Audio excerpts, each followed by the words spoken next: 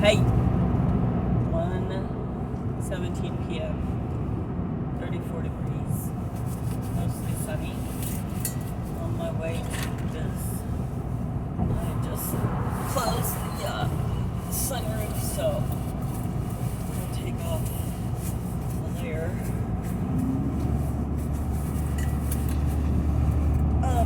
I'm doing a selfie video because two reasons. One, I can see what's happening. Two, it lasts longer. Three, my windshield is dirty as hell. And four, because why not? Okay. I was hoping my map would appear, but my phone's being an asshole to me again. But I pretty much know where I'm going for a while. I'm good. It's kind of a beautiful day. My windshield is really dirty. It's dirty on the inside and outside. I'm on Route 15 south. Passing Route 612 right now. Passing Hay for Sale. Hey! For sale. It's a little bright. The sun's up here. The sun's right there. So I need my sunglasses. Might take them off in a little bit. Need some coffee.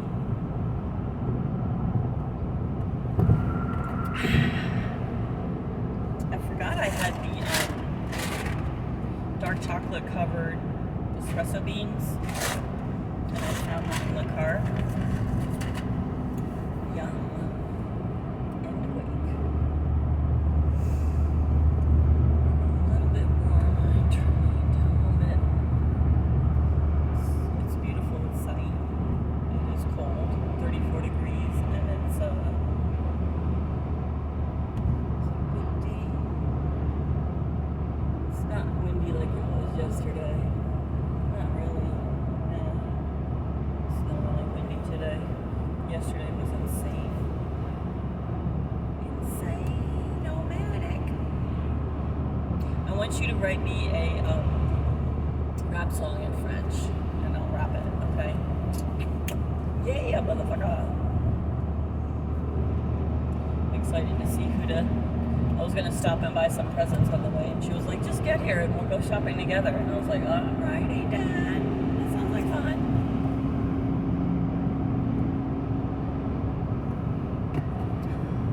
So, we're passing Virginia beef, palletized sod pickup as well.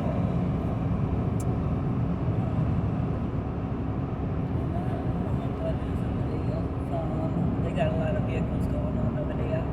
I see some turkey vultures circling up here, looking for some roadkill.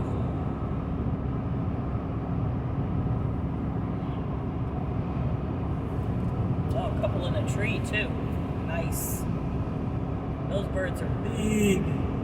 Fucking beautiful. I love seeing big birds. Wish I could see a pterodactyl. That would be great. Flying around. Hell yes. Wonder how smart they are. Wonder if you could train a pterodactyl to do some tricks. That'd be pretty fucking badass. Yeah. So the question is, if I had pterodactyl DNA and could make a pterodactyl, would I? Hell yeah, I would. Hell fucking yeah. No question. But there'd have to be a lot of precautions and all that kind of stuff. But I would definitely do it. It would be a learn as you go process. But there's all different kinds of species of flighted dinosaurs. So, you know, it just depends on which one. Archaeopteryx would be really cool because that was one of the first ones that we know of that had feathers. He didn't fly though, he glided. But a pterodactyl would be fucking badass. It'd be like a big ass one with like a, 10 6-foot wingspan or bigger. That would be so amazing. Okay, we just passed 50 east. We're still on 15 south. I think I was actually speeding in that area. I forget, it's like 25 miles an hour here. We're passing Tanyard Farm. Tanyard? I guess their yard got to T in, I don't know. 55 miles an hour up here. My mouth hurts a little bit. My gun over there. Watch for stopped vehicles. I do see brake lights. Passing Route 705. Oh yeah, this is where someone wants to turn. Down here. Braddock Road. That's why Braddock Road. That's going to take you over to Fairfax, Virginia. That's Route 705. Now we're about to pass Route 615, also known as Old Carolina Road.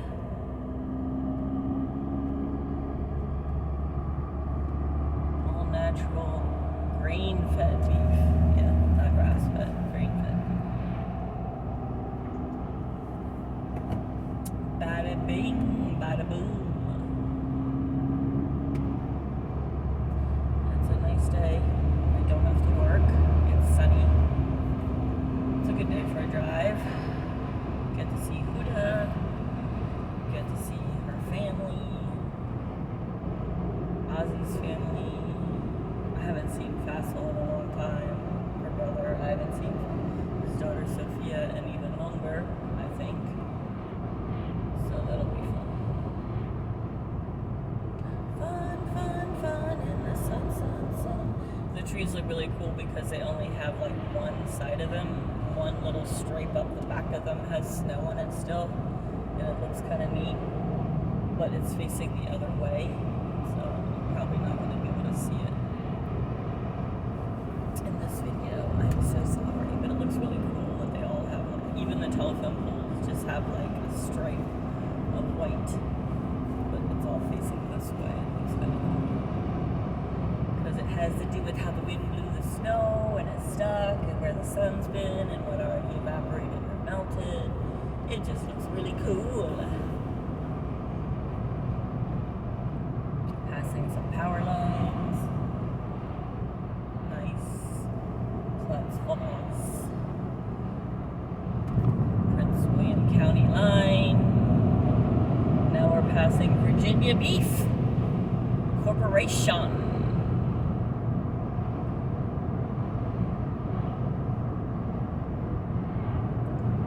And here it says next 2.5 mile deer crossing. Not 2.5 miles, 2.5 mile. 55 miles an hour speed limit, no passing zone. Someone's coming up behind me. He's got a small SUV or small pickup truck. Nissan. It's hard to tell. The sun is blinking on not West Virginia plates. Virginia plates. West Virginia doesn't have a front license plate. They're like, why would we spend twice as much money to make 2 plates for every car? Let's just make 1 plate for every car.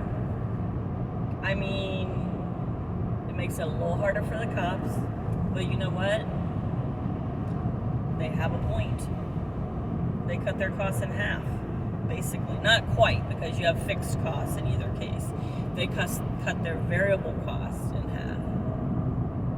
Yeah, baby.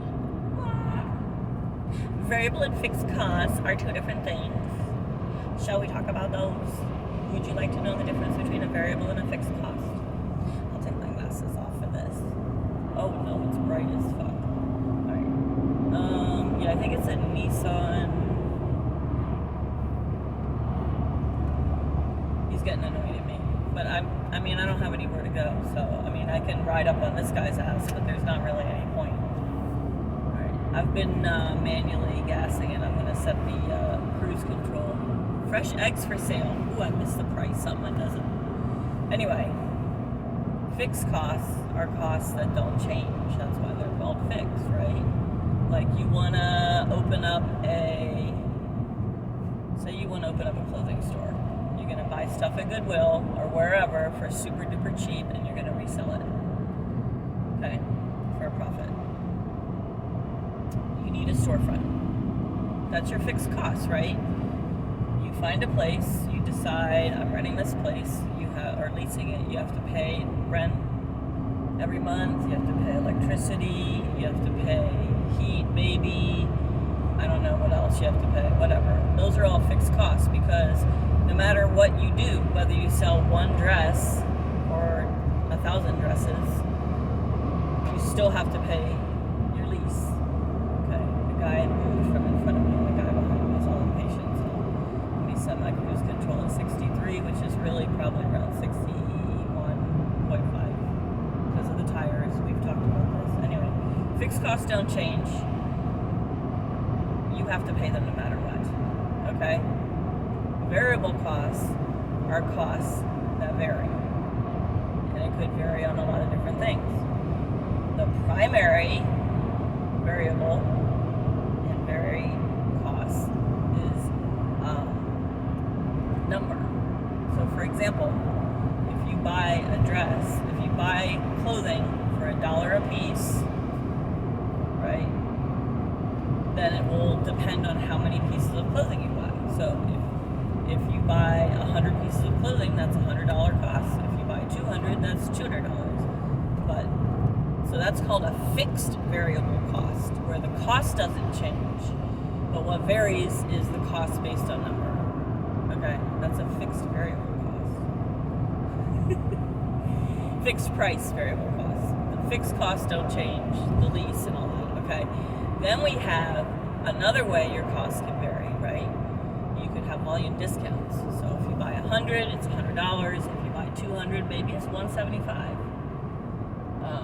So then your cost, it's a variable cost. I'm not sure if that's actually what they call it. I can't remember, but it varies depending on volume, right? And it varies, and it has steps. Okay, so it varies depending on how many you buy, determines the price, but then also how many you buy determines the overall cost, right? So for example, let me think of another example besides the clothing thing I was just thinking of.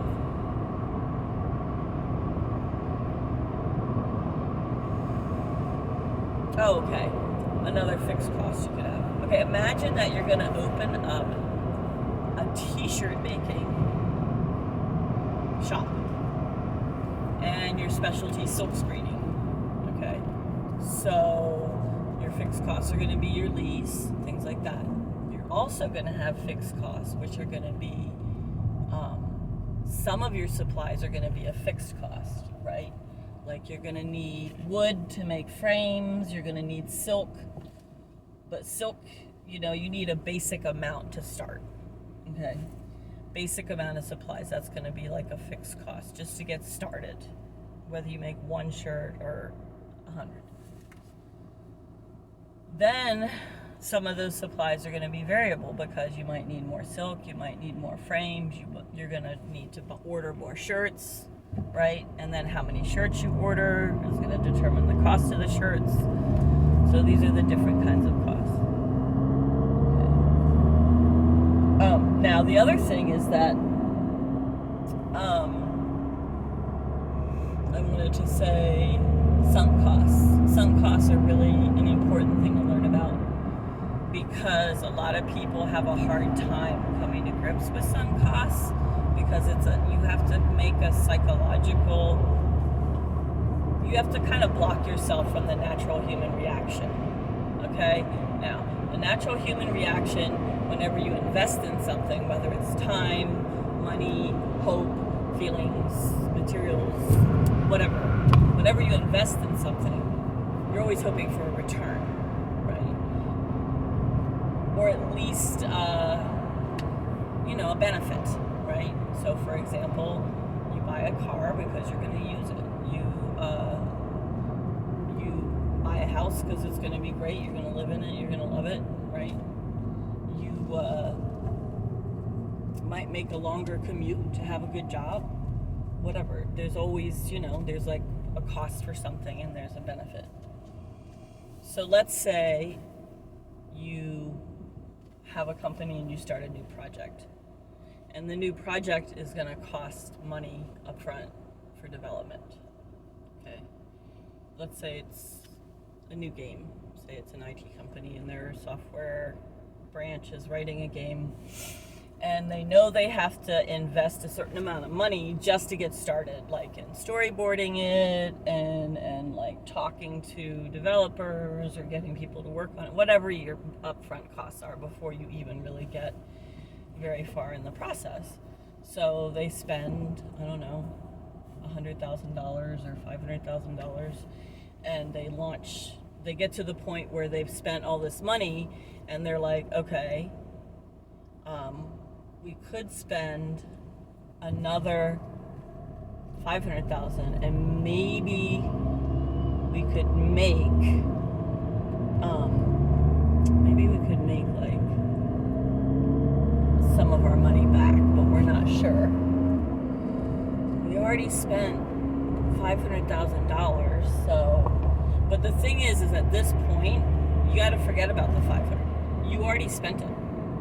Don't be like, well, I already spent that, so maybe I should keep going. No. Forget about it. You spent the $500,000. It's gone. It's sunk costs. So whether you continue with the product or the project or not, I'm gonna put it on cool up here, actually. Okay. Whether you continue with the project or not, it's sunk costs. You've already spent that money. Just because that's what gets people in gambling. That's why they keep gambling, because they're like, well, I already, like, if I keep investing my money, I'll get a return. But you need to just forget about what you already spent. Just start over in your brain and say, okay, if I spend X amount more, how much will I make? So it's kind of hard to think about things that way. It's actually even hard to explain it because it almost doesn't sound like it makes sense when I'm explaining it, because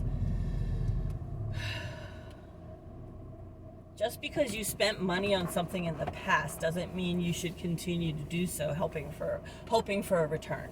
That's kind of the best way to explain it. The light's red. I think I'm going to pour some coffee real quick. We're still videotaping. That's good. I haven't run out of memory yet. I was thinking about reading Gödel Escher Bach to you at night and sending you a digital copy of it. I'm writing down some books I want to get for you, like the Cooking on the Car Engine book. There's also a really good book. There's several really good books about chemistry of cooking, and that's really fascinating. That's what, like, when you understand, I feel like there's certain building blocks. Everything's very, I'm not sure where I'm supposed to go here. Am I supposed to take 66? I'm going to have to turn this off.